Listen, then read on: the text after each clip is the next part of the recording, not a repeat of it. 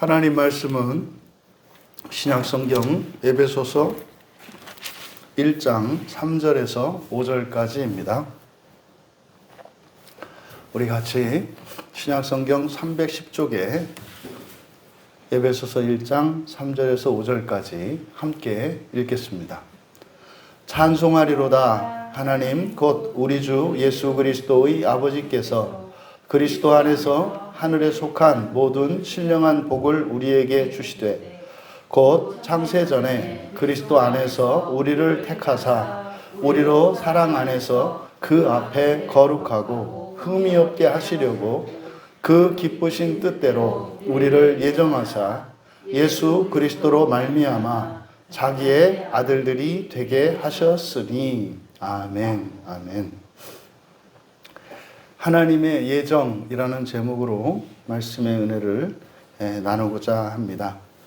이제 우리가 에베소서를 이제 구체적으로 살펴볼 것인데, 에베소서 1장에 있는 내용은 바울 사도께서 우리를 구원하신 그 구원에 대한 그 찬송과 또 그 구원의 의미와 목적이 무엇인지, 그리고 그리스도 중심의 성부, 성자, 성령 삼위일신 하나님의 그 구원이 우주적이고 또 창조적인 것임을 밝히고 있습니다.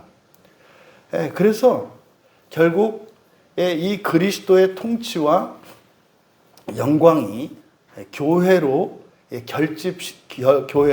결집되고 있습니다. 그러니까 그냥 간단하게 전체를 이야기한다면 구원이라고 하는 것이 얼마나 놀라운 것인지, 그리고 이것은 단순한 인간적인 구원이 아니라 이것은 창조세계 전체에 관한 것이고 이 세상과 또한 하나님 나라 전체에 관한 것이고, 또 이것은 정말 우리들이 살고 있는 이 세상과 하나님 나라가 바로 이렇게 예수 그리스도로 말미암아 하나 되어진 것을 나타냅니다. 그래서 그것이 사실은 교회라는 거예요.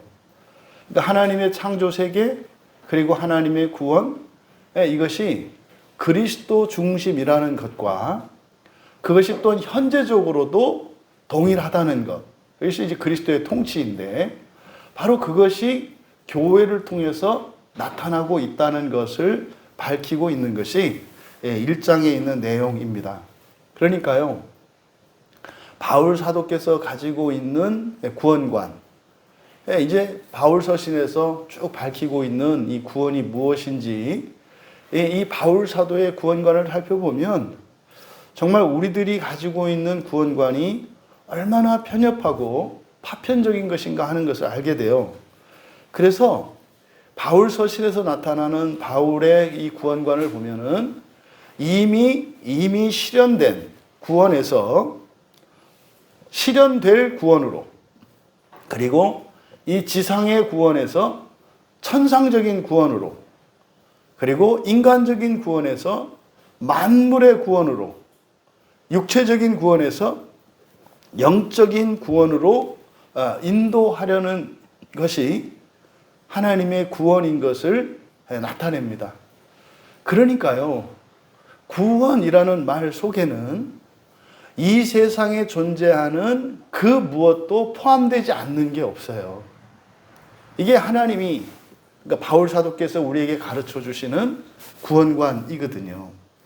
그럼 오늘날 우리들이 가지고 있는 이렇게 지엽적이고 편협하며 대립적인 구원관이 얼마나 성경의 구원관과 다른 것인지를 알게 합니다.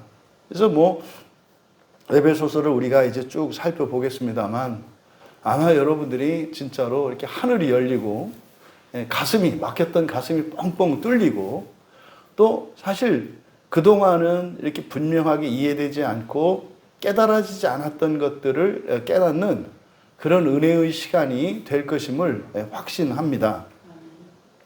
이제 우리가 오늘 읽은 3절에서 5절, 이것은 전체 3절에서 14절까지 바울 사도의 그 구원에 대한 찬송입니다. 그런데 이게 전체가 한 문장이에요. 3절에서 14절까지가. 그러니까 이 하나 전체를 왜 이렇게 복잡하게 한 문장으로 했을까? 이것은 이제 저의 사견입니다. 사견. 바로 통일성을 강조하고자 하는 것 같아요. 통일성을. 그러니까 이거를 딱딱 끊어서 만약에 이렇게 성경을 이렇게 편지를 쓰셨더라면 읽는 사람들이 훨씬 더 명료하고 확실하게 이해할 수 있을 것인데 이것을 이 길게 전체를 하나의 문장으로 만들어 놓음으로써 사실상 이 본문을 해석하는 데 있어서 다양성이 열려요. 왜냐하면 이제 분사구문들을 계속 사용하고 있기 때문에 분사구문이라고 하는 것은 여러 가지 의미로 이해할 수가 있는 거거든요. 하지만 그러한 불편함에도 불구하고 하나의 마침표로 한 문장으로 하신 것은 특별한 의도가 있을 것이다. 왜 그랬을까? 그럼 종종 보면 바울 서신에 나타나는 특징 중에 하나가 한 문장을 길게 쓰는 거예요. 길게. 바로 이것은 그 통일성을 나타내려고 하는 것 같다. 그래서 전체를 우리가 이제 나누어서 살펴볼 것인데 오늘은 3절에서 5절까지 내용을 살펴보려고 합니다. 먼저 3절에 찬송하리로다 하나님 곧 우리 주 예수 그리스도의 아버지께서 그리스도 안에서 하늘에 속한 모든 신령한 복을 우리에게 주시되. 지금 이 문장을 좀 관점을 좀 달리해서 봐야 되겠다. 이번 이제 설교를 준비하면서 관점을 좀 바꾸어서 봐야 되겠다라는 생각을 가지게 됐는데 이 찬송하리로다 라고 하는 이 말을 바꾸어서 복되도다 이렇게 할 수 있습니다. 복되도다. 그러면 여기서 이제 복되다라는 말로 제가 이제 번역을 한 사역을 먼저 불러드리면 이렇게 됩니다. 그리스도 예수 우리 주의 아버지 하나님은 복되시도다. 그 하나님은 하늘들에 있는 영적인 모든 복으로 그리스도 안에서 우리를 복되게 하신다. 지금 여기서 우리말 성경은 찬송하리로다. 그러니까 찬송하라 이런 거죠. 찬송해야 된다라고 번역을 했습니다만 이 율로게오라고 하는 것은 좋은 말을 한다는 뜻이에요. 좋은 말을 한다. 그래서 칭찬한다. 이게 다른 사람에게는 칭찬한다. 그래서 아랫사람이 윗사람에게 이 말을 사용할 때는 보통 우리가 이제 칭송한다, 찬양한다 이렇게 얘기를 하죠. 그러면 또 윗사람이 아랫사람에게, 상전이 하인에게 이렇게 이야기할 때는 복되다 이렇게 이야기를 합니다. 복되다. 그러니까 복을 준다 이 말이에요. 그래서 의미상으로는 좋은 말을 하는 거예요. 좋은 말. 이것을 이제 복되다 이렇게 번역할 수가 있는데 지금 3절을 찬송하리로다 라고 하면 이것은요 촉구하는 말이 되죠. 편지를 받는 수신자들에게 에베소에 있는 성도들에게 찬송해라 라고 하는 의미가 된단 말이에요. 이렇게 해석을 해도 전혀 무리가 없습니다. 여러분에게도 하나님을 찬송하십시오. 무슨 말인지 아시죠? 그런데 여러분에게 이렇게 촉구하는 방식으로 찬송하라, 찬송할지어다 라고 하는 것과 하나님은 우리가 찬송할 만한 분이십니다. 다시 말해서 복되십니다 라고 했을 때 뉘앙스가 어떻게 다르냐면 찬송하리로다 라고 할 때는 우리에게는 의무적인 측면이 이런 당위의 측면이 우리에게 강하게 어필이 돼요. 그런데 하나님은 복되십니다. 복되도다. 그러면은 우리에게는 뭐예요? 관심을 끌죠. 하나님이 복되다고? 좋다 말이에요. 좋다. 하나님은 좋은 분이에요. 하나님은 복되신 분이에요. 예수를 믿으면요. 좋아요. 이런 의미예요. 이것이 여기서 복되도다라고 번역한 의미입니다. 그래서 3절에 있는 내용을 나누어서 보면 그리스도 예수 우리 주의 아버지 하나님은 복되시다는 거예요. 그럼 여기서 알 수 있는 게 뭡니까? 그리스도 예수 우리의 주의 아버지는 누구시다? 하나님이시다. 지금 우리말 성경은 우리 주 예수 그리스도 이렇게 되어 있습니다만, 제가 번역한 것은 그 헬라어를 번역할 때 그 뒤에서부터 이제 거꾸로 헬라어의 어순과 우리의 어순이 이렇게 다르단 말이에요. 그래서 붙어 있는, 그래서 헬라어의 어순을 따라서 이제 뒤에서부터 제가 번역을 한 거예요. 그러면 그리스도, 사실 우리 기독교의 핵심은 그리스도시잖아요. 그리스도가 예수다. 근데 그 그리스도가 누구냐라고 하는 거죠. 누구냐? 그럼 여러분, 그리스도가 예수님인 것, 이것은 사람들이 알고 믿어요. 그런데 그 예수를 나의 주로 영접하는 건 또 다른 문제예요. 그리스도가 예수야. 다른 누가 아니라 요한도 아니고 그리스도는 예수야. 그 다음에 나가야 되는 그 신앙의 진전이 뭐예요? 그게 나의 주가 돼야 된단 말이에요. 나의 그리스도가 돼야 된단 말이에요. 나의 믿음의 고백이 있어야 한단 말이에요. 그래서 그리스도가 예수시고 예수는 우리 주야. 우리 주. 그런데 그 우리 주의 아버지가 누구세요? 하나님이시라는 거예요. 하나님. 그럼 바꾸어 말하면 이것은 그리스도 예수 우리 주님이신 그분은 사람이 아니라 누구시다? 하나님이시다라고 하는 것을 나타낸단 말이에요. 이게 초대교회로부터 지금까지 계속해서 논쟁이 되고 있는 거예요. 지금도 예수님이 하나님이라는 것을 믿지 않는 사람들이 대다수입니다. 또 심지어 주일에 우리가 살펴보고 있는 요한복음 4장에 그 사마리아의 수가성에 사는 그 여인의 신앙 고백이 이제 예수님이 자신의 그리스도가 되었잖아요. 자신의 그리스도가 되었을 때 정말로 그 여인의 삶의 변화가 일어났고, 그렇게 소중히 여겼던 물동이도 버려둘 정도가 됐단 말이죠.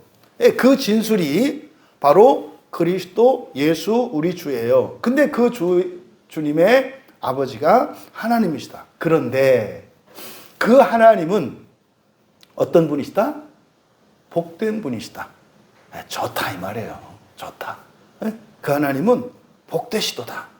그러면 그 복된 이유가 무엇인지 이제 설명하는 거예요. 복된 이유.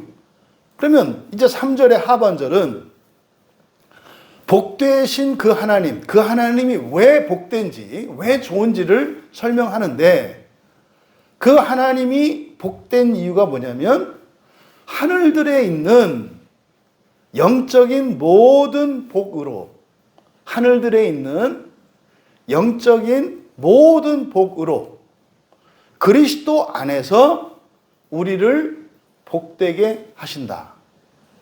그러니까요, 왜 여러분이 예수님을 믿는지 사실 지금 여기 3절에서 진술한 거예요. 그렇잖아요. 여러분들은 항상 누군가가 여러분에게 왜 예수 믿으세요? 이렇게 물어보면 여러분들이 그 대답할 수 있는 답이 있어야 한다고요.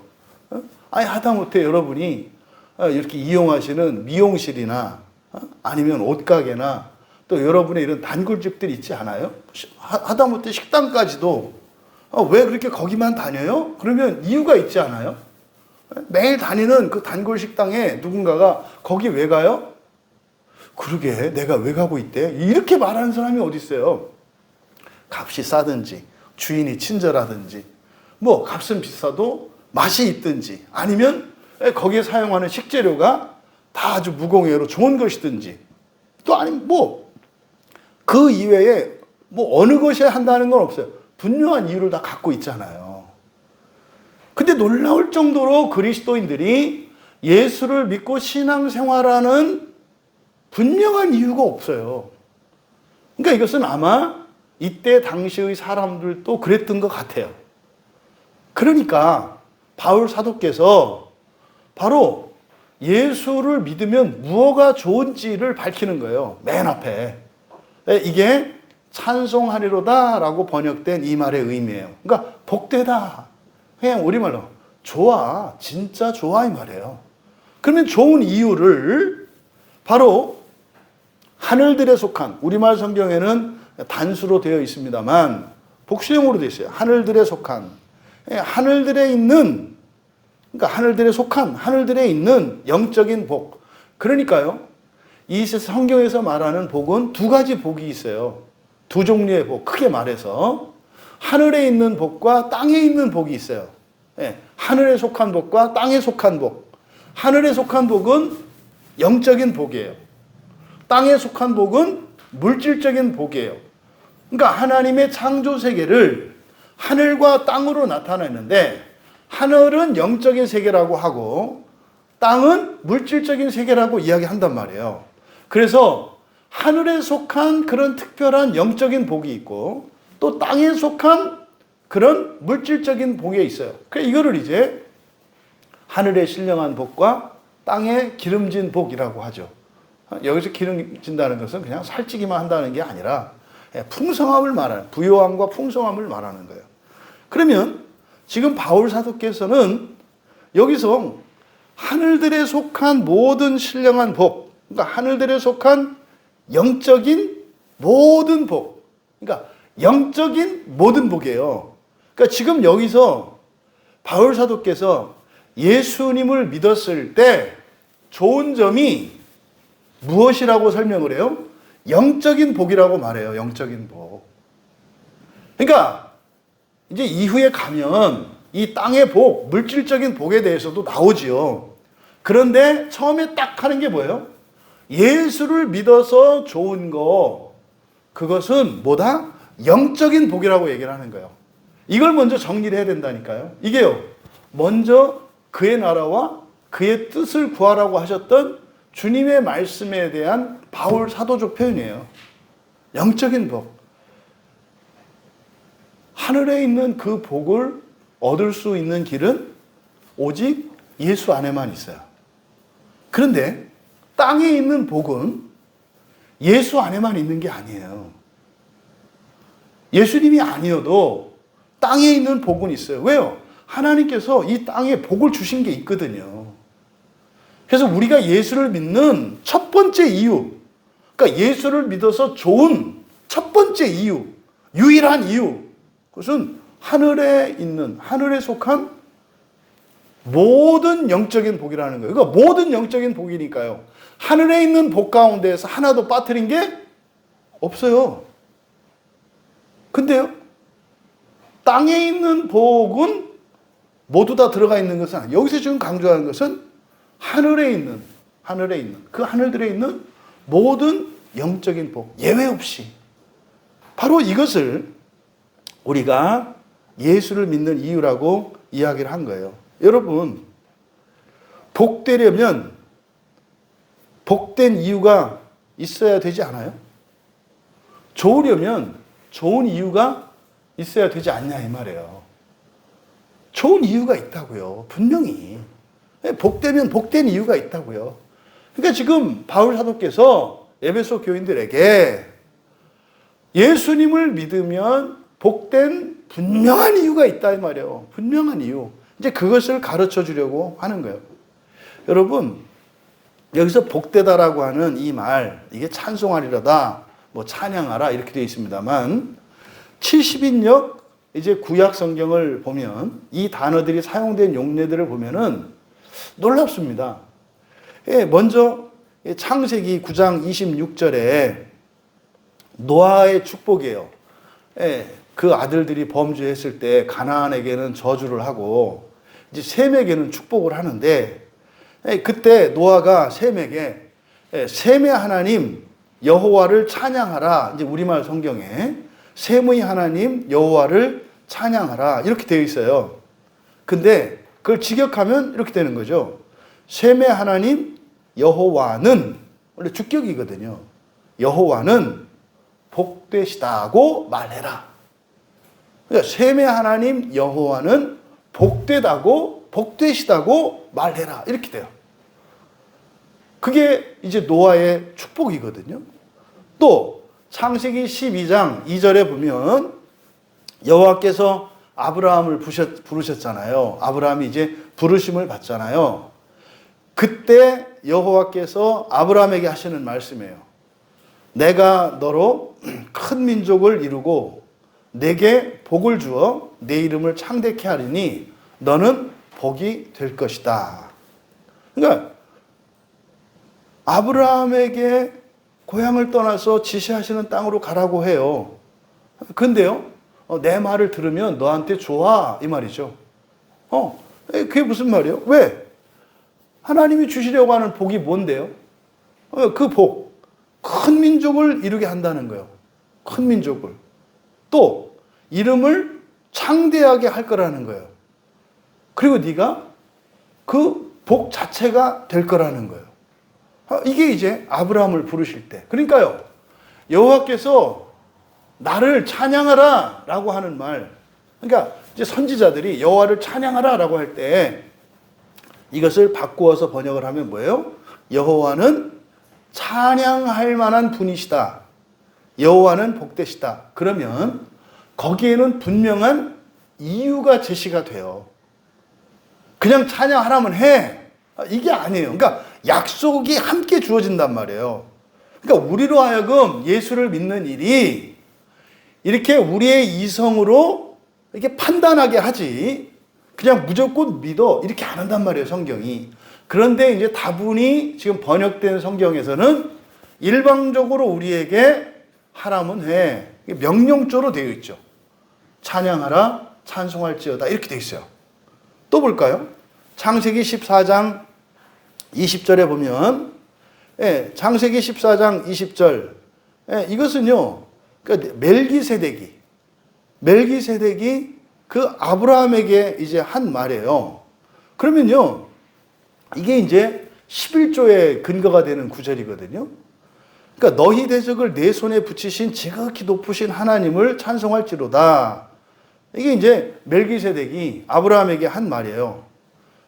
그때 이렇게 하매 아브라함이 그 얻은 것에서 10분의 1을 멜기세덱에게 주었더라. 근데 이것의 70인역을 그대로 직역하면 이렇게 돼요. 지극히 높으신 하나님은 복되시다. 지극히 높으신 하나님은 복되시다.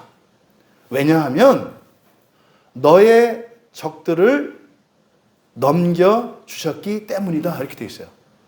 그러니까요, 적과 싸워서 사실은 이길 수 없는 막강한 적을 이기게 하신 분이 누구예요?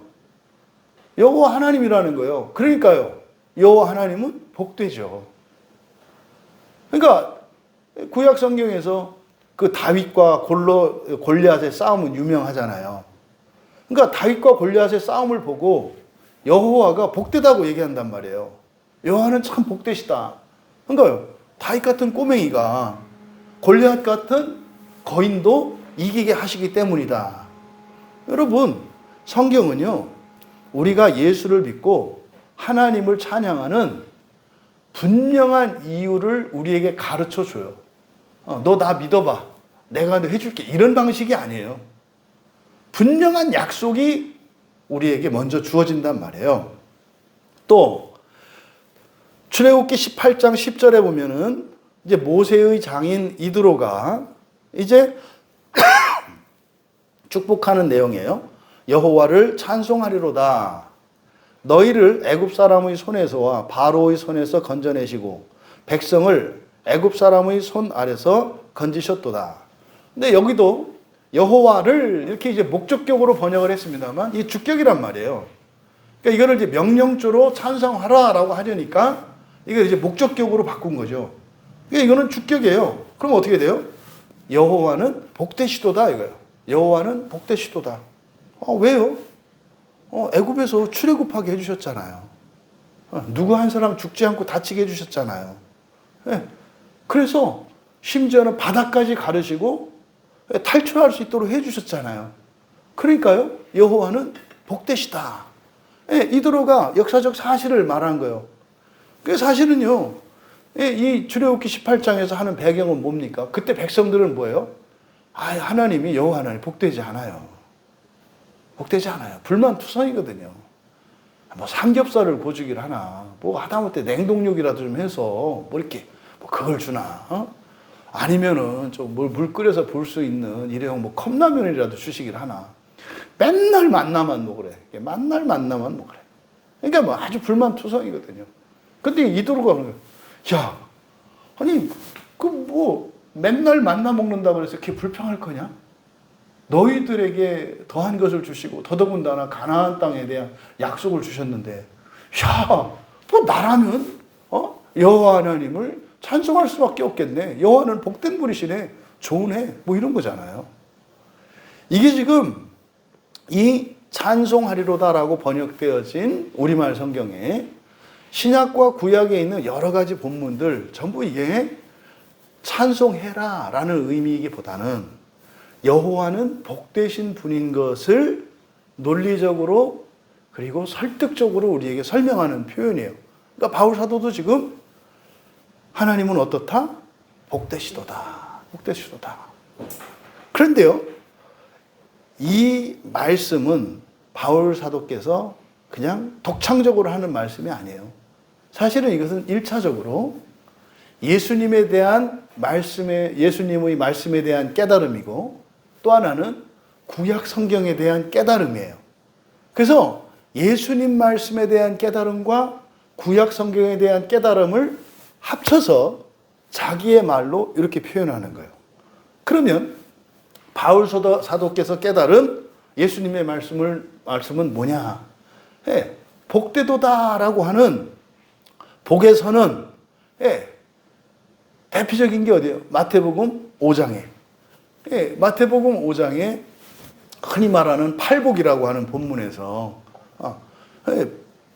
복을 계속 선언하잖아요. 마카리오스. 복이 있도다, 복이 있도다. 뭐 심령이 가난한 자들 해서 쭉 복이 있다, 복이 있다, 복이 있다. 예수님께서 복에 대해서 설명하셨잖아요. 근데 그때 복은 마카리오스예요. 이 마카리오스는 영적인 복이거든요. 영적인 복이라고요. 그러니까 예수님께서 바로 영적인 복에 대해서 선언을 했어요. 마태복음 5장에서 그 산상수훈에서. 그래서 바울은 영적인 복이라고 여기서 설명을 한 거예요. 하늘들에 속한, 우리말 성경에 하늘에 속한 신령한 복이라고 되어 있잖아요. 그러니까 바로 그 하늘들에 있는 영적인 모든 복이라고 이것을 풀어서 설명을 한 거예요. 왜 바울 사도는 이것을 이렇게 풀어서 설명을 했을까요? 하늘에 있는 영적인 복인데 이 세상에서도 어떻다? 쓸모가 있다라는 거예요. 하늘에 속한 복이라 그래서 하늘에서만 통용이 되고 하늘에서만 유익이 되는 복이 아니라 그게 이 땅에서도 어떻다? 좋다. 이게 지금 바울 사도께서 설명하시려고 하는 거예요. 그래서 이 단어가, 이 복되다라고 하는 이 말이 마가복음 14장 61절에 그리고 누가복음 1장 68절에 이렇게 복음서에서는 두 번이 사용돼요. 그러면 마가복음 14장 61절은 바로 예수님을 어떻게 설명하냐면 복되시는 분의 아들 그리스도 이렇게 소개를 해요. 어떤 분이요? 복되시는 분의 아들 그리스도. 그러니까 찬송받기에 합당하신 하나님. 이게 뭐예요? 복되신 하나님이라는 뜻이에요. 그러니까 복되다라고 하는 게 뭐예요? 좋다 이 말이에요. 좋다. 우리를 좋게 해주시는 분 이런 뜻이에요. 좋게 해주시는 분. 복되시는 분의 아들 그리스도. 이게 지금 여기서 바울 사도께서 그리스도 예수 우리 주의 아버지의 하나님 이렇게 설명한 거예요. 복되시다. 또 누가복음 1장 68절에서도 이스라엘의 하나님은 복되신 하나님이다 이렇게 설명을 해요. 이스라엘의 하나님은 복되신 하나님이시다. 왜? 그 백성을 돌보셨고 속량하셨기 때문이다 라고 말을 합니다. 그러니까 바로 이 3절에서 바울 사도께서 말씀하려고 하는 내용은 예수를 믿으면 어떻다? 좋다. 근데 어떻게 좋다? 하늘에 있는 복으로 이 땅에서 유익을 누리게 한다. 이것이 예수님께서 그 마태복음 5장에 기록된 그 산상수훈의 말씀의 요지였다 라고 이야기를 하는 거예요. 그러면 또 그랬잖아요. 이것이 구약 성경에 대한 또 깨달음이라고 그랬잖아요. 그럼 이제 왜 이것이 바울 사도께서 구약 성경의 어떤 구절을 깨달았기에 이것을 구약 성경의 깨달음이라고 이야기하는가? 그것은 이제 4절과 5절의 내용을 살펴보면 이제 구약에 대한 깨달음이었구나라는 것을 알게 돼요. 그럼 이제 4절에 보시면 곧 창세전에 그리스도 안에서 우리를 택하사 우리로 사랑 안에서 그 앞에 거룩하고 흠이 없게 하시려고. 여기서 창세전에 밑줄 치시고 이게 이제 베드로전서에서 보았던 베드로전서 1장 20절에 창세 전부터라고 번역된 말하고 똑같은 말이에요. 이게 지금 프로 카타볼레스 코스무. 이거를 이제 우리가 베드로전서 설교할 때 세상의 던져짐 이전에 이렇게 번역했었잖아요. 똑같은 말이에요. 그래서 4절을 사역하면 창세전에 라는 말을 세상의 던져짐 이전에, 세상의 던져짐 이전에 그 안에서, 그는 그리스도예요. 그래서 우리말은 대명사로 쓰지 않고 그대로 그리스도를 쓴 거예요. 그 안에서 우리가 사랑으로, 지금 우리말 성경에 사랑 안에서라고 되어 있습니다. 사랑 안에서. 여기 안에서를 의로라고 제가 번역한 거예요. 사랑으로. 그 앞에는 그의 눈에 거룩하고 흠이 없게 되도록 우리를 택하신 것과 같이 세상의 던져짐 이전에 그 안에서 우리가 사랑으로 그의 눈에 거룩하고 흠이 없게 되도록 우리를 택하신 것과 같이 이렇게 돼요. 그러면 여기서 먼저 세상의 던져짐 이전에, 이거 이제 전에 설명한 대로 프로라고 하는 전치사를 여기서는 그대로 잘 번역했죠. 전에라고, 그렇죠? 창세 전에라고. 근데 창세라고 번역한 말이 이제 잘못된 것 뿐이죠. 창세라고 번역한 이 말은 그대로 직역하면 세상의 던져짐이라고요. 세상의 던져짐. 그럼 이 세상의 던져짐이 의미하는 게 뭐라고 그랬어요? 아담과 하와가 에덴 동산에서 쫓겨난 거. 그러니까 에덴 동산에서 쫓겨난 사건을 세상의 던져짐이라고 한다 이 말이에요. 그러니까 에덴 동산에서 쫓겨나기 이전에 우리를 선택하셨다는 거죠. 근데 여기서 말입니다. 선택하다라고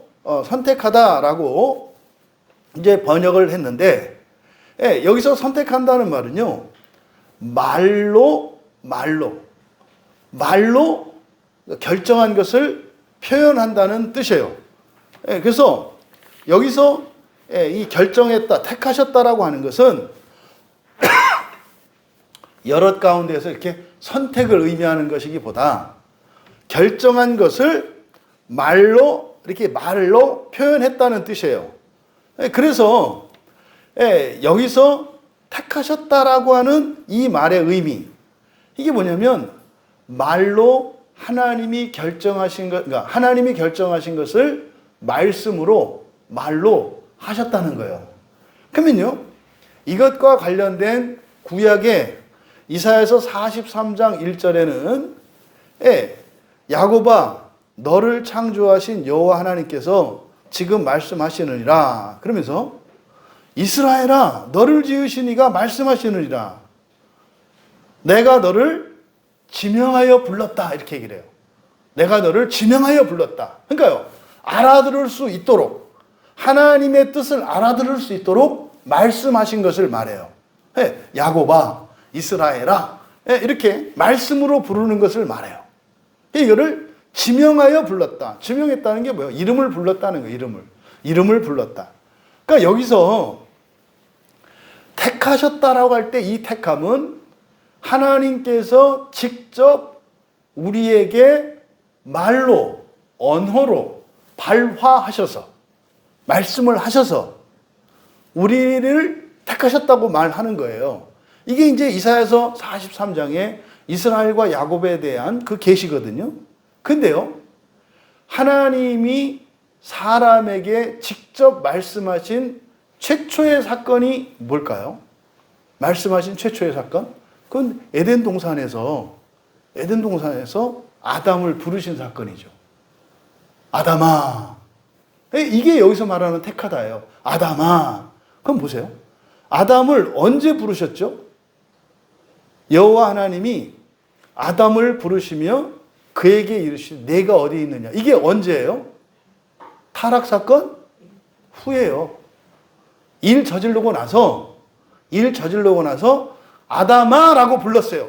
지금 바울 사도는요, 놀라운 깨달음을 여기에 적고 있어요. 많은 사람들이 가지고 있는 에덴 동산에 있는 일명 선악과 나무라고 일컬어진 금단의 나무죠, 사실은. 선악과 나무라고 하면 안 되죠. 그럼 선악과 나무 그러면 어떤 특정 과일을 맺는 나무가 되기 때문에 그건 아니고 그냥 그 나무가 중요한 거예요. 금단의 나무, 따먹지 말라고 하는 나무.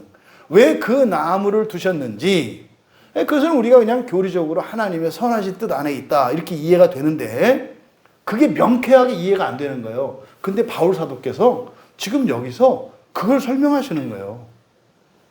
바울도 궁금했던 것 같아요. 왜냐면요, 성경 말씀이 궁금해하지 않을 때는 답이 안 와요. 궁금할 때 답이 돼요. 그냥 쭉 읽는 사람들은요, 답이 안 와요, 답이. 근데 성경을 읽고, 하나님 이거 왜 이래요? 안 믿는 게 아니죠. 믿어요. 그런데요, 이해할 수가 없는 거예요. 하나님 어떻게 이렇죠? 왜 그렇죠? 이렇게 우리가 마음으로 질문을 할 때, 하나님이 은혜를 주시는 방식이라고 그랬잖아요. 그렇죠? 성경을 읽을 때 어떻게 해요? 묻고 답하고 한다고요. 묻고 답하고. 그러니까 바울 사도도 구약에 정통한데 이해가 안 되는 그 사건 중에 하나가 그 에덴 동산에 있는 금단의 나무 사건이었던 것 같아요. 그러니까 지금 바울도 답을 얻은 거예요. 그러니까 저도 알겠어요. 옛날에 내가 성경을 읽으면서 왜 못 믿고 막 그렇게 불만을 품고 했던 그런 것들을 진짜로 하나님이 하나도 안 빼고 다 대답을 해주시거든요.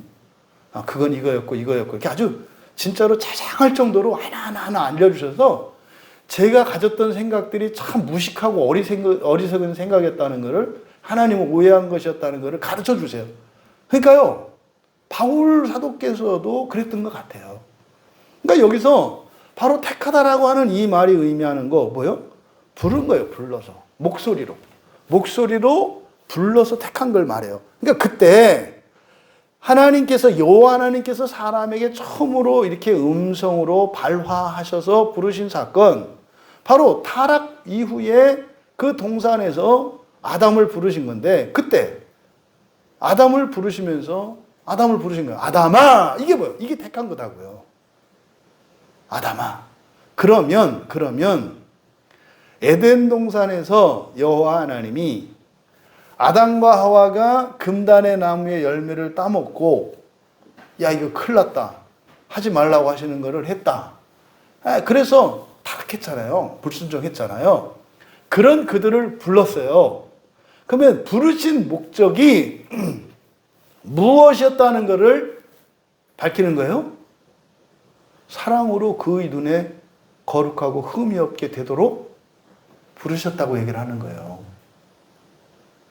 그때 아담을 부르신 이유가 뭐라고요? 아셨어요. 금단의 나무의 열매를 하와가 따서 속아가지고 또 그걸 갖다가 아담에게 먹도록 준 것을 또 그게 사랑이려니 하고 같이 먹고 그래 같이 죽자 뭐 이래가지고 먹었던 전체의 자초지종을 다 아시는 거예요. 여호와 하나님이. 그래서 그때 부르셨던 것은 뭐 하기 위해였다는 거예요? 설명해 주시는 거예요. 너 뱀이 와서 그거 먹었지? 에휴, 이 녀석아.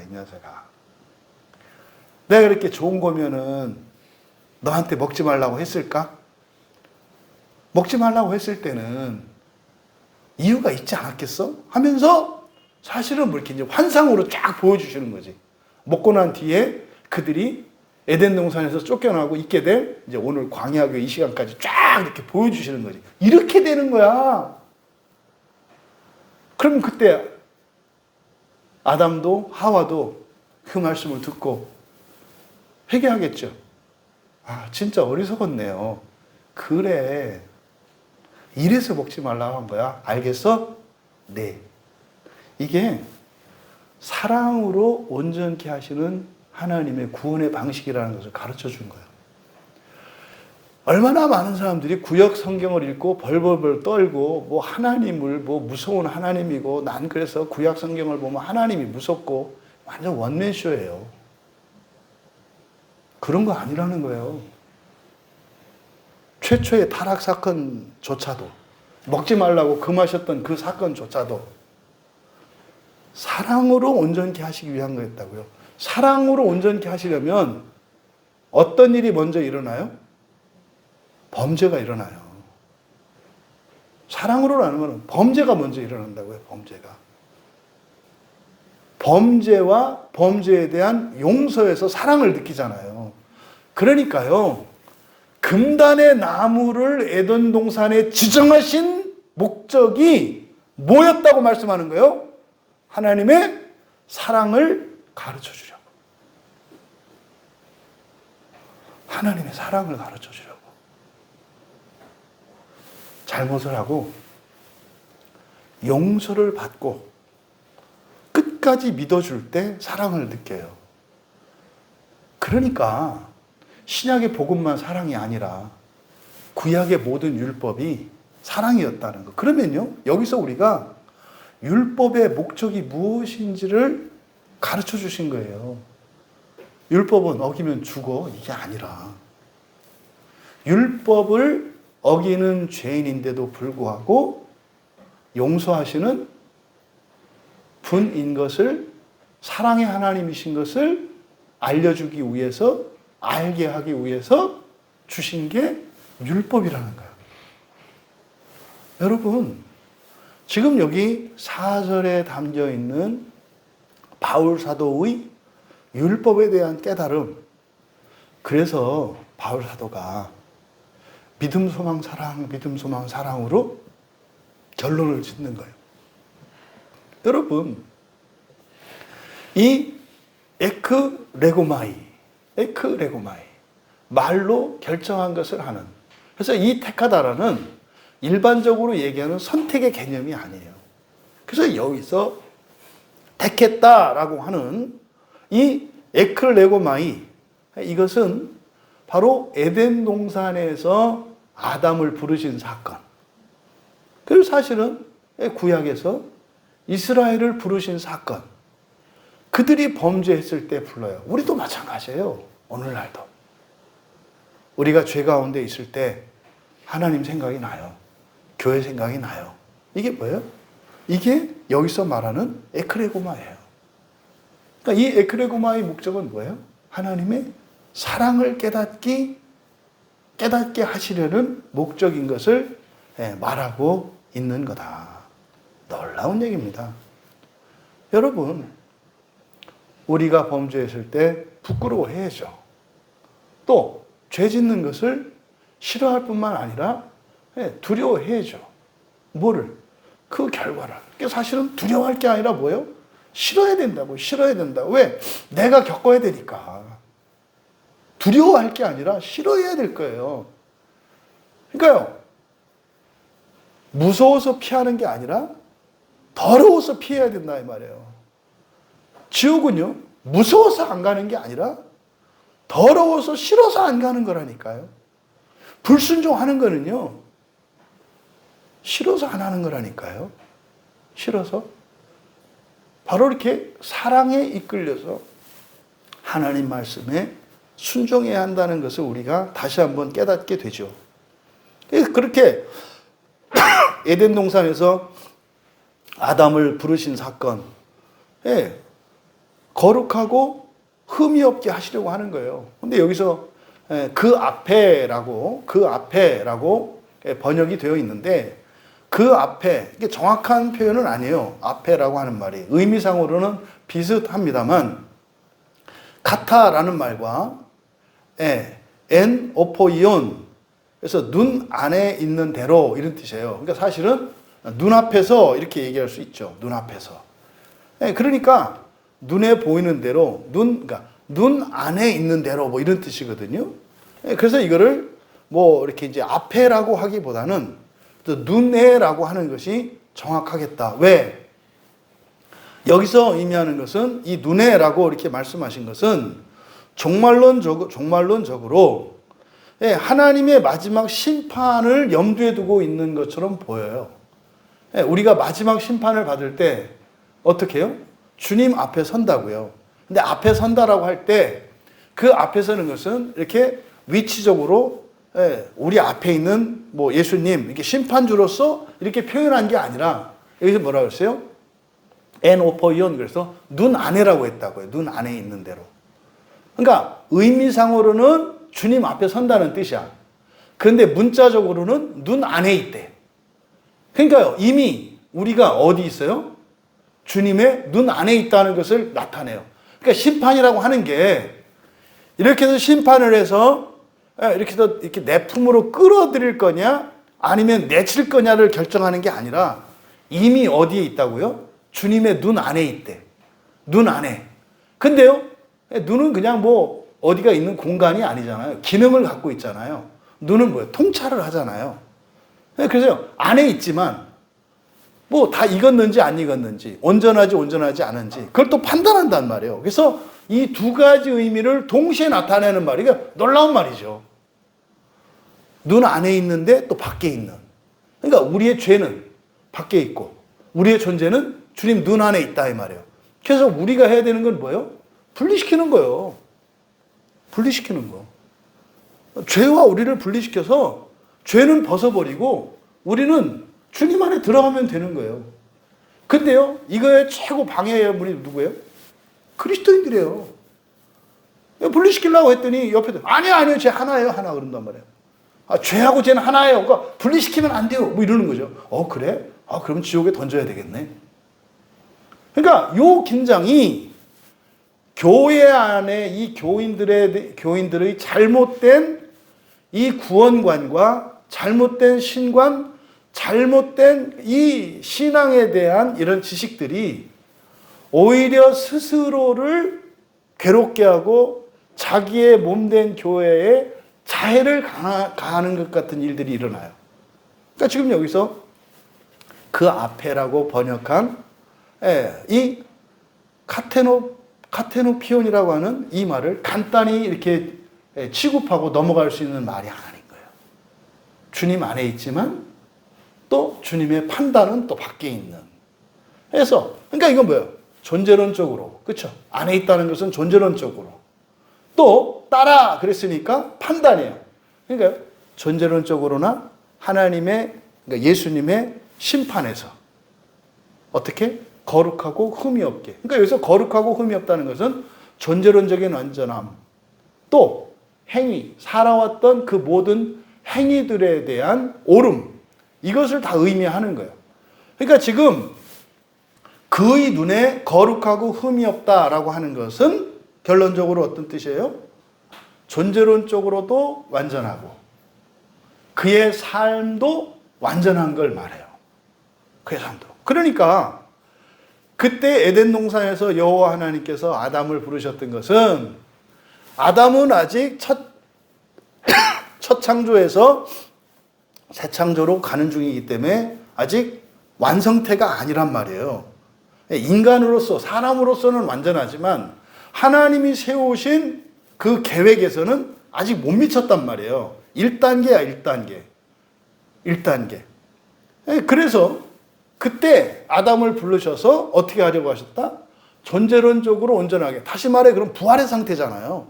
그때 불러서 부활시키시려고 했단 말이에요. 또 뿐만 아니라 바로 이 단어 카테노피온이라고 하는 이 말을 통해서 아담이 저지른 불순종 있잖아요. 그 불순종도 어떻게 온전하게, 그러니까 뭐예요? 회개죠. 그런 일을 다시는 하지 않도록 전인격적으로 회개하고 그리고 부활시키려고 부른 거예요. 그러면 에덴 동산에서 나타났던 여호와 하나님이 누구세요? 우리에게는 재림하시는 예수 그리스도신 거예요.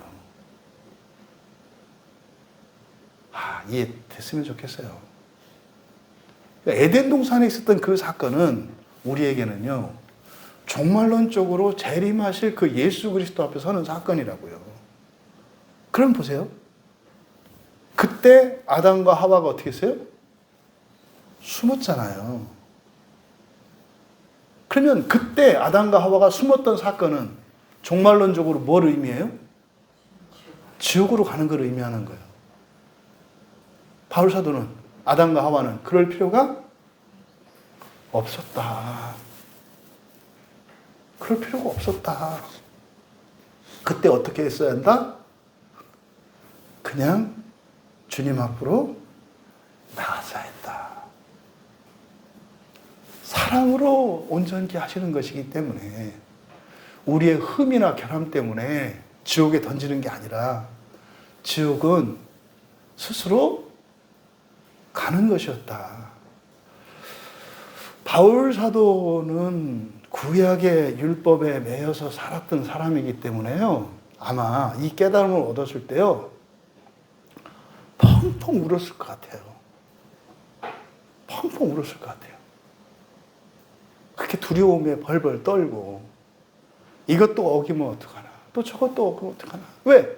내 마음속에 끊임없는 그런 죄된 생각들과 말도 안 되는 상상들이 막 생기거든. 그러니까 인생살이가 힘들어요. 내가 또 내일도 엉뚱한 생각들을 하고 말도 안 되는 선택을 할 수도 있는데, 그러니까 매일매일이 숨가빠. 매일매일이. 해도 하면 할수록 더 무거워지는, 쉬지 않고 가는 행군과 같은 그런 인생을 살았죠, 바울이.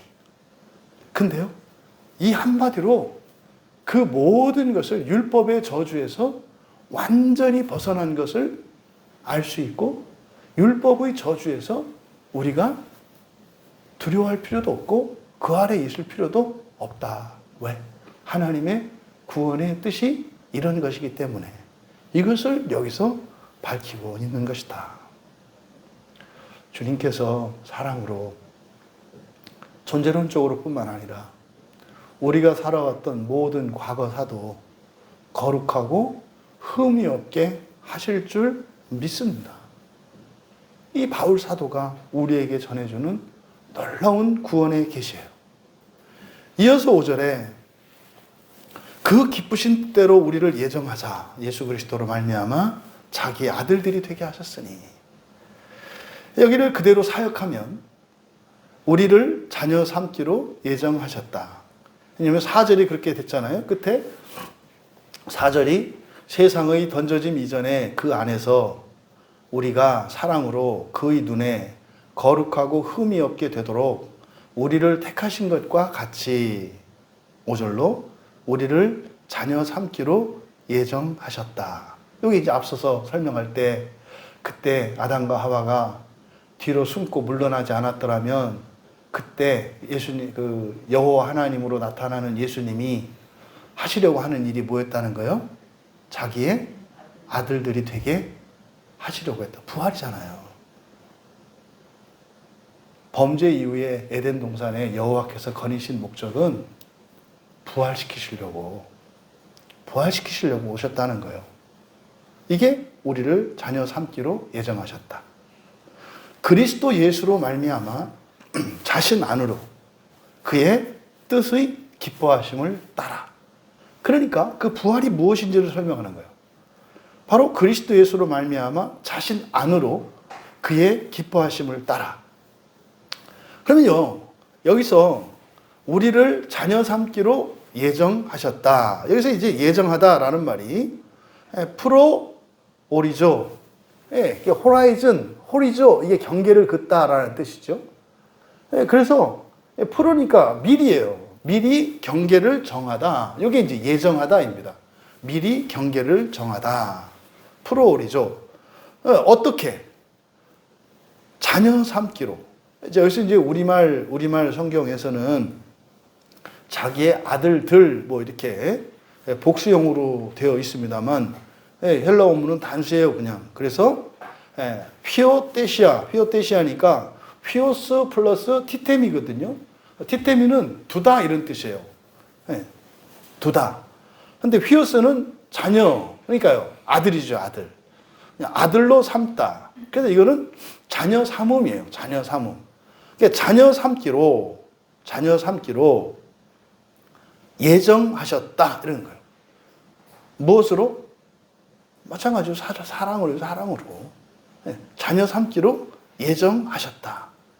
근데 우리가 어떻게 자녀가 되는가? 바로 그리스도 예수로 말미암아. 그리스도 예수로 말미암아. 그러니까요. 그리스도 예수로 말미암는다? 이게 무슨 말일까요? 우리가 그런 말을 많이 해요. 그리스도 예수로 말미암아. 그리스도 예수를 통하여. 그리스도 예수로 말미암아 우리가 구원의 은혜를 입어요. 그럼 여기는 지금 아들 된다는 것은 뭘 의미해요? 부활을 의미한다고 그랬어요. 부활. 그러니까 사람이 하나님 자녀됨, 신 되는 걸 말해요. 근데 그것이 어떻다?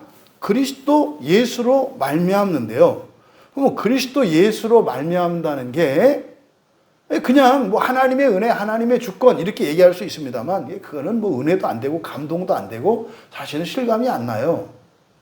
구약 성경에서 그리스도 예수로 말미암다는 게 무슨 말일까?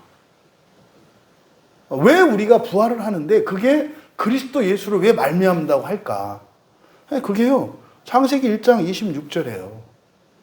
사람을 맨 처음에 지으실 때 어떻게 사람을 지으셨어요? 1장 26절에 우리의 형상을 따라, 또 우리의 모양대로 그래요. 우리의 형상을 따라 우리의 모양대로. 이때 우리는 뭐죠? 우리는 성부, 성자, 성령 한 분 하나님을 말해요. 우리는 성부, 성자, 성령 삼위일신 하나님을 말해요. 그런데 우리의 형상, 우리의 모양 이랬을 때는 삼위 하나님 가운데 이 형상은 누구를 의미해요? 성자 하나님 예수 그리스도를 의미해요.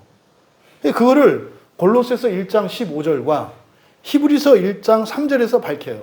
그는 보이지 아니하시는 하나님의 형상이요 이렇게 얘기해요.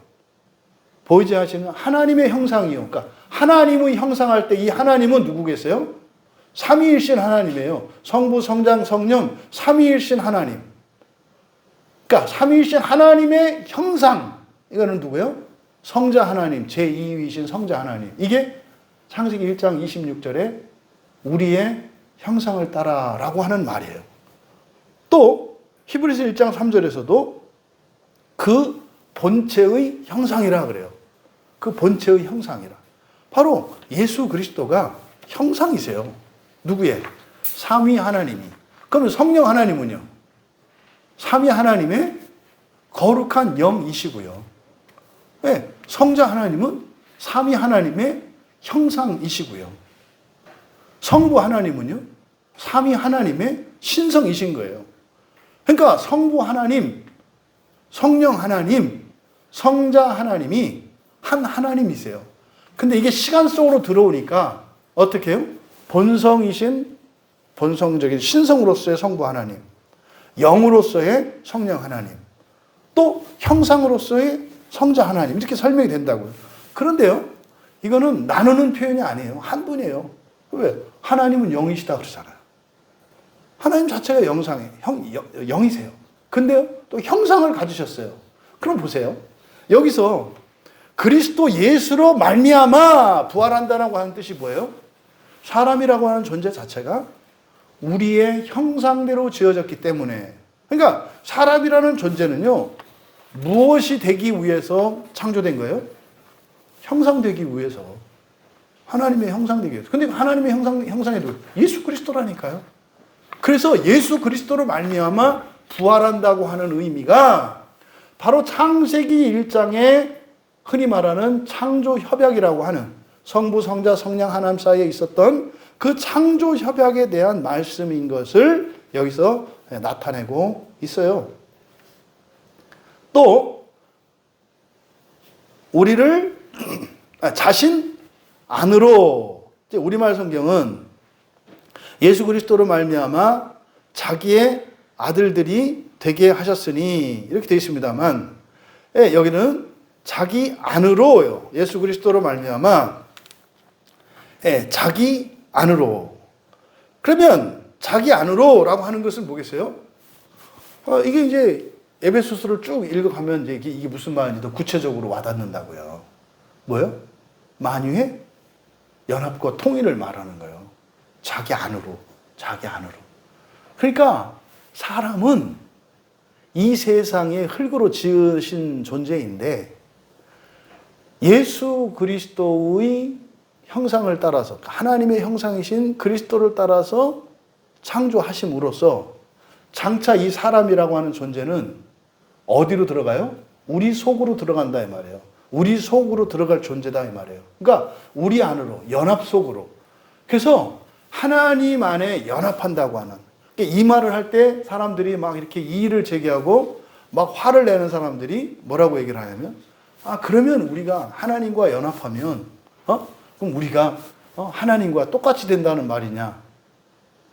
아니, 똑같이 되면 안 되나? 그러니까 어떻게 참담하도다, 그 바리새인들이 하던 말이에요. 아니, 하나님이 그렇게 하시겠다는데 뭐 이렇게 딴지를 걸죠?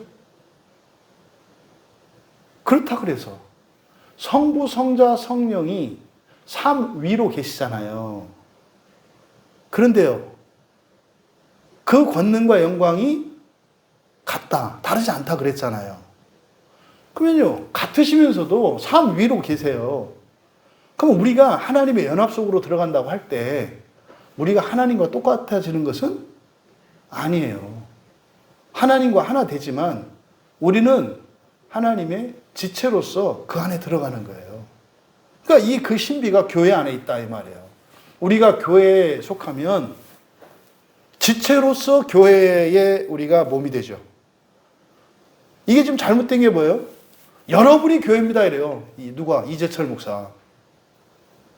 이분 지금 큰일 났어요. 이분 막 점점 더 심해져요. 지금 이게 교회 지금 없애야 된다는 거예요.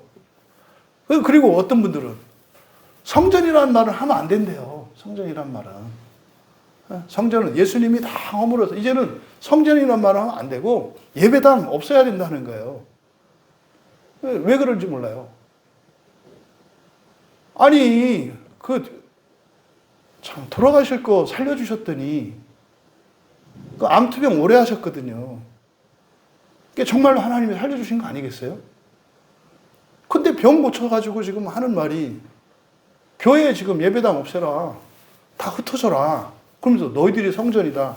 웃기는 소리 하고 있어요. 성전 같은 소리 하고 있어. 여러분 성전이요? 성령이 계시다고 성전이래.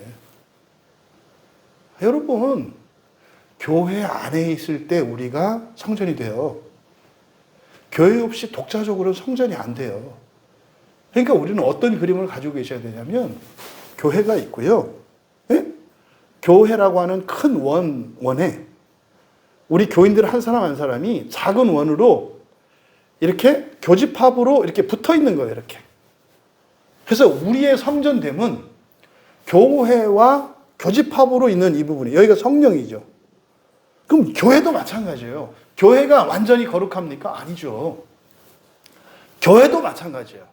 이 지교회도 또한 그 작은 한 지체로서 또 완전한 성령이신 완전한 교회에 또 이렇게 교집합으로 붙어 있는 거예요. 그러니까 수많은 물방울들이 완전하고 거룩한 성령의 교집합으로 붙어 있는 상태예요. 그래서 이 교회는요, 절대적으로 필요한 거예요.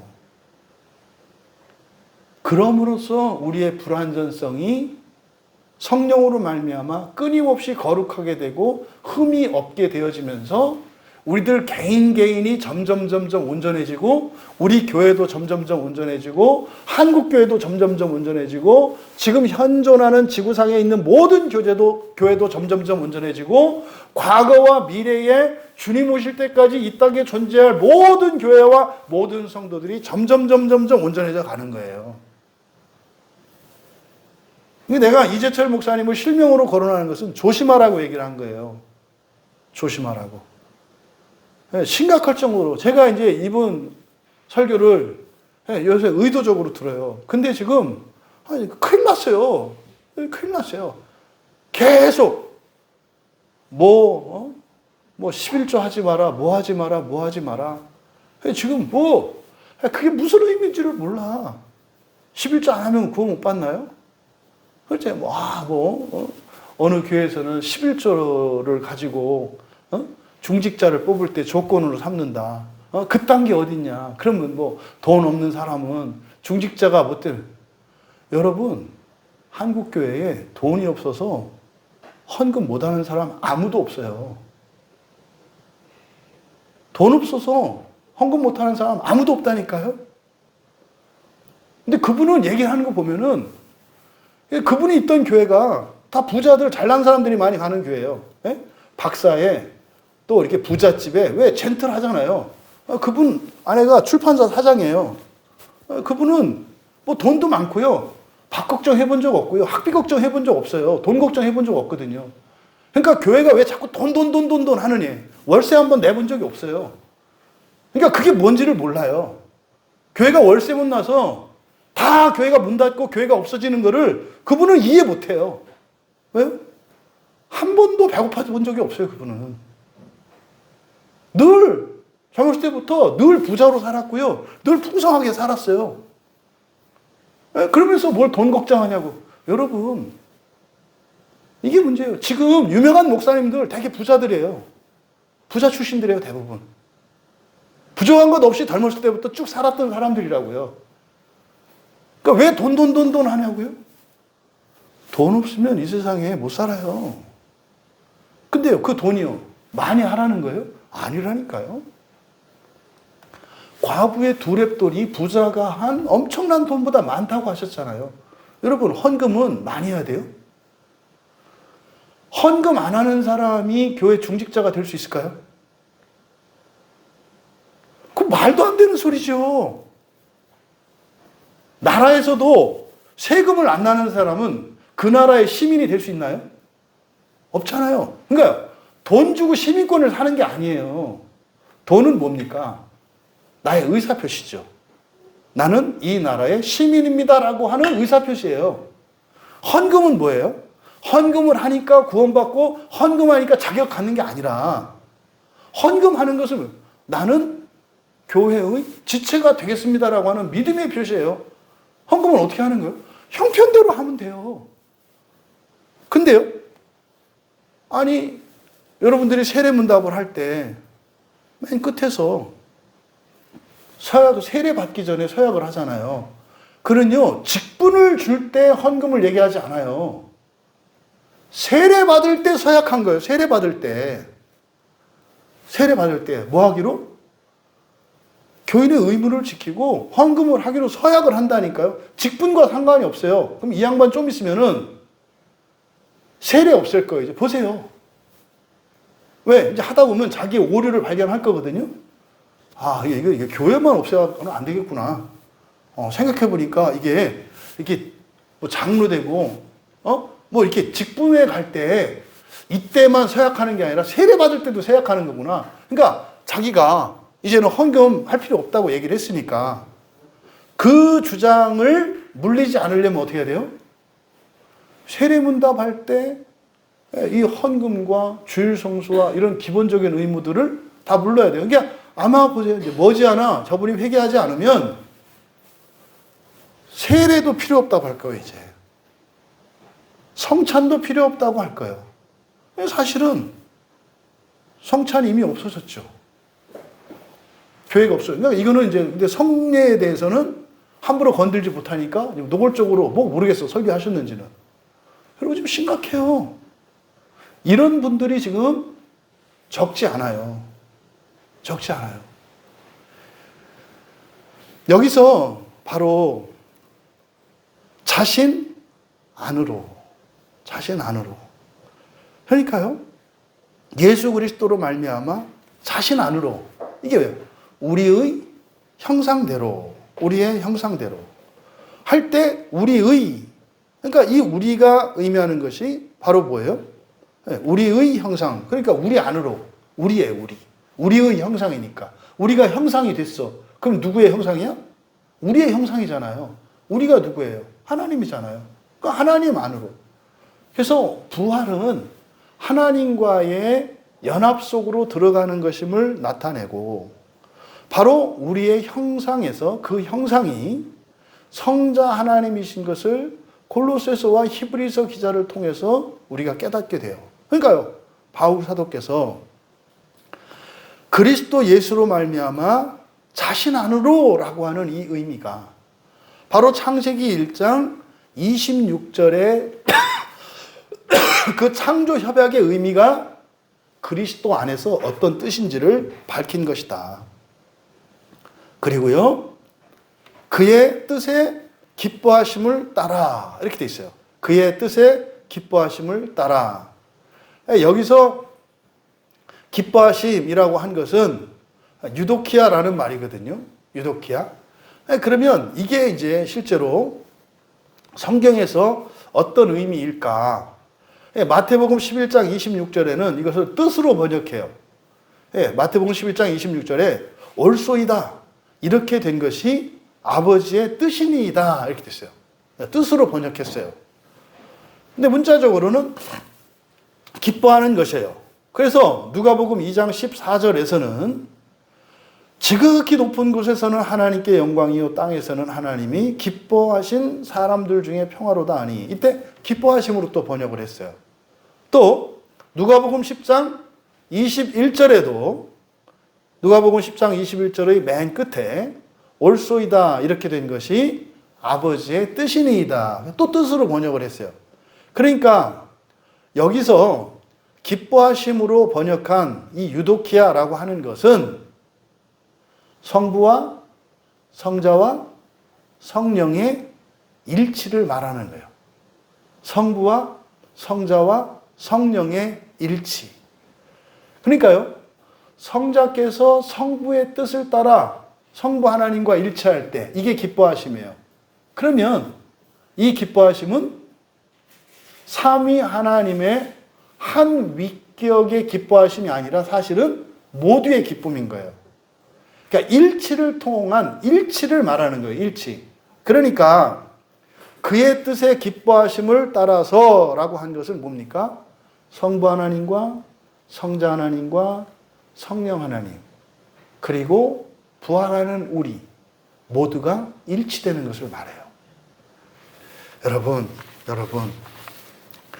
하나님의 예정이라고 하는 것이 창세 전에 세상을 창조하기 전에 지금 여기 4절에 있는 창세가 아니라 창세기 1장의 그 창조 하나님이 창조하시기 이전에 그러니까 사람을 창조하시기 이전에 세워놓으셨던 성부와 성자와 성령 삼위 하나님 사이의 약속이에요. 이것의 일치가 유도키아 기뻐하심이다 이 말이에요. 하나님은 사람은 말입니다. 하나님의 기뻐하심 안에서 바로 하나님의 자녀가 되도록 택하심을 받았고 그래서 결국 하나님 안으로 연합될 존재인 것을 바울 사도는 우리가 예수를 믿는 유익이라고 말씀하는 거예요. 여러분 이것을 기억하셔야 돼요. 그리스도인이 이 세상을 살아가는 목적이 여러분들이 예수를 믿고 살아가는 목적이 무엇인지를 여기서 밝히고 있다. 이 목적을 여러분들이 최종적인 목표죠. 목표로 삼고 이제 그 날이 이르기까지 하나하나 여러분의 일상에서 일어나는 이런저런 사건들을 이해하고 영적인 의미를 깨닫고 또 그것을 어떻게 대처할 것이며 또 어떻게 극복해야 할 것인지, 그러니까 여러분이 해야 할 것과 하나님께서 구해야 할 것, 또 여러분이 앞으로 나아가야 할 것과 멈춰서야 할 것, 이것들을 분별하면서 하나님의 형상이신 예수 그리스도를 점점 닮아가며 사랑으로 우리를 부활시키실 예수 그리스도를 믿고 그 소망으로 살아가는 것이 그리스도인인 것을 바울 사도는 이 편지의 서문에서 밝히고 있습니다. 여러분, 여러분들의 삶이 하나님의 예정 안에 있음을 깨닫고 그것이 무슨 의미인지 바로 이해함으로써 예수를 그리스도로 나의 주님으로 영접하고 그리스도인으로 살아가는 이 삶의 영광이 여러분들의 날마다의 현재의 삶 속에서 의미가 되고 보람이 되고 기쁨이 되고 감격이 될 수 있기를 주님의 이름으로 축원합니다. 우리 말씀을 생각하며 잠시 기도합니다. 하나님은 복되십니다. 하나님은 복되십니다. 그 하늘에 있는 모든 영적인 복을 우리에게 주셔서 그 복으로 이 세상을 살아가게 하신다. 그런데 사실은 그 복의 현재적인 쓰임, 현세적인 쓰임, 여기에 만족하지 마라. 그것이 아니라 바로 하나님의 예정을 위해서 우리를 이 세상에 있는 피조물들 가운데 하나님의 자녀로 예정하셨기 때문에 그래서 하늘에 있는 복을 이 땅을 살아가는 우리에게 주시는 거다. 그래서 그 복으로 쓸데없이 이 세상 살이를 위해서 쓸 생각하지 말고 그런 것들은 그냥 되어지는 거니까 바로 그 하나님의 형상 되기 위하여 하나님과의 완전한 연합을 위하여 살아가는 거룩한 삶을 살아가라 라고 하는 이 말씀이 우리에게 깨달음이 되고 믿음이 되고 기쁨이 될 수 있도록 은혜를 구하며 같이 기도합니다.